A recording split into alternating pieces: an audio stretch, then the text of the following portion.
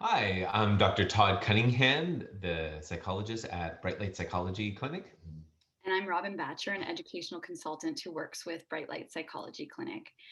Today, we're going to talk a little bit about motivation, motivation with our kids. It's something that's coming up for both of us as a huge concern from parents right now. So we sort of just wanted to talk about what lack of motivation looks like. How to know what motivation, when motivation is motivation, when it's something else, and some things that we can do about it to help our kids get more motivated. So let's start off with what does a lack of motivation look like, Dr. Cunningham? What do we see when a kid's not motivated? So, actually, we have to break apart motivation and engagement. So, these are two concepts that actually are very important and they're very misunderstood. So, motivation is the intent to do something. So, I might intend to do my work. I might be actually motivated each day. Let's take exercise. I might be motivated each day to do exercise. I might have the intent to do that every single day. However, then we get into engagement. And when we look at engagement, there's three factors that really kind of come to play.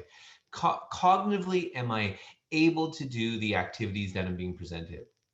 Behaviorally, can I regulate myself to be able to sustain my attention on those activities that I am going to be doing?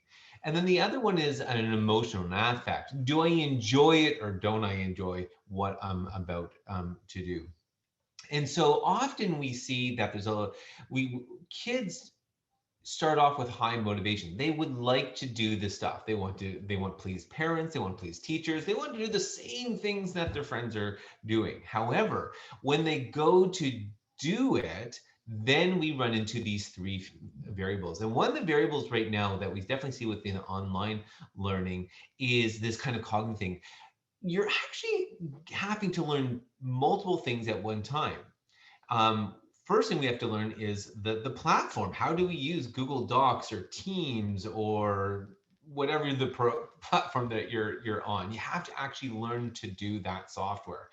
And I'm a pretty techie guy, but I found when my daughters went online, I felt like I needed another PhD in all these different systems that they were having to do. The number of passwords we had to memorize and learn and write down, and the number of links we had to click, it was really quite amazing. So there's this environment that we're running into. And part of cognition is what we call cognitive load, how much information we can hold in our mind or do process in our minds at any given time.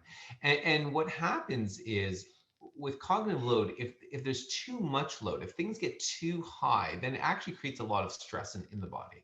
The body goes, I'm not liking this.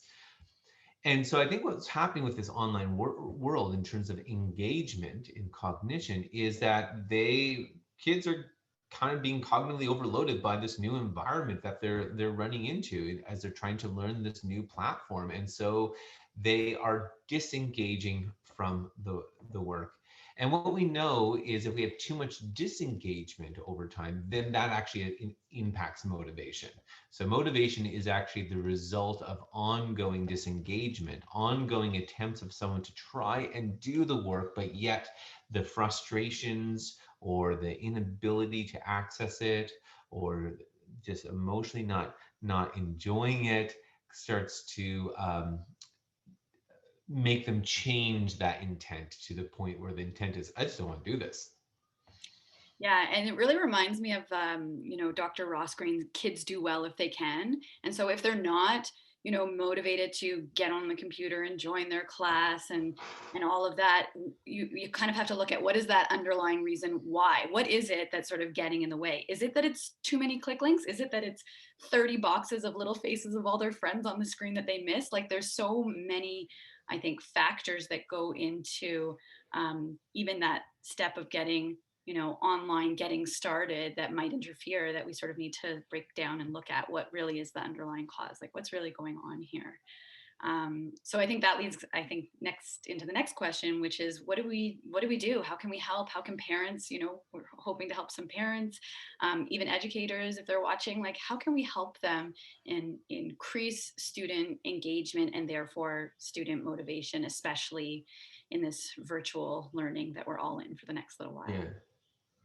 Great question. I think one of the pieces is we need to again break this down. Where are the barriers? So do we just not have enough exposure to the online environment? Like again, I look at my kids. It took us a good 6 weeks for both the teacher and my kids to be kind of climatized to be able to do this and do this well. For those first 6 weeks, my grade one student, we found her all over the house. You know, you know, she was not at the computer. But over time, the teacher learned how to engage her better, to be, she learned how to use the software better. They got routines in place that were really good.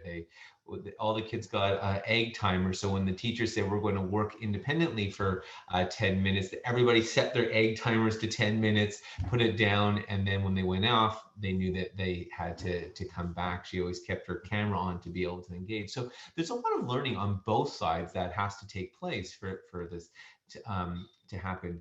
Another really important thing about school is the socialization. I think this is really, again, one part of the engagement issue.